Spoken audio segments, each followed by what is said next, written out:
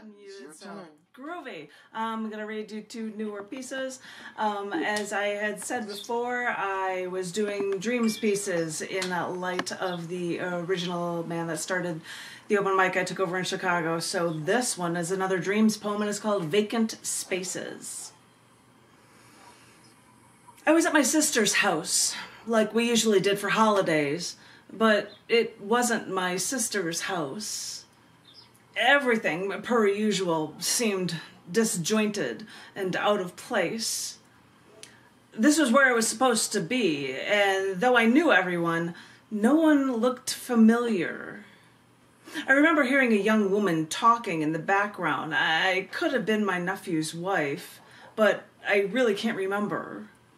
And I think she said something about wanting a certain gemstone, and I was trying to understand if she wanted my birthstone or one with the name of a famous Egyptian library, which in my twisted mind meant another gemstone altogether. But as I said, I only heard snippets and fractured pieces of conversation. So I went to another room, refilled my wine in my emptying glass, and I heard someone call to me, telling me to come over there. So I said I'd be there in a minute until I walked to the dining room to see everyone seated and eating. All of my family, even my husband, was seated, nestled between people. And they were all laughing and talking and connecting together. So I looked around the table and saw two tiny empty spaces at the corner of the table with no chairs, no place setting. And I realized that this was where me and maybe another sister were supposed to be. With no chair, plates, silverware, and no one noticing I was forgotten, I backed away and thought, I don't need to eat anyway, if this is the amount of thought they put into me. That's it.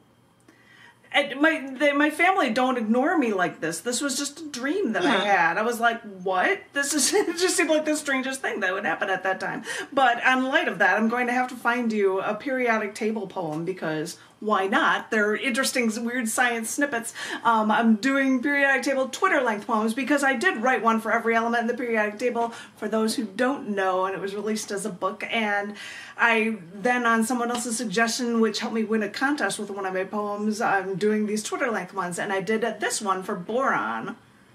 Wow. And this is whenever I hear weird science stories about it, I'm like, all right, I'll put you on there. Boron nitride stretching. Photons, building blocks of light, are our quantum messenger. Quantum light matter interactions need finely tuned colors.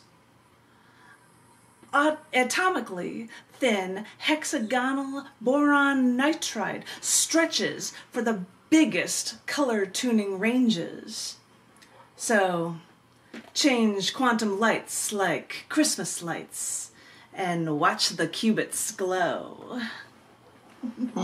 Short but sweet, but there's your, I know, they're a little too sciencey for poetry, but I'm like, I'm going to do it anyway. And I can say, watch the qubits glow. Why not? Yay, science. Thank you guys very much.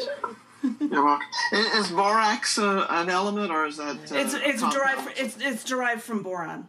So borax. I thought it might be. Yeah. So there you have it. Okay.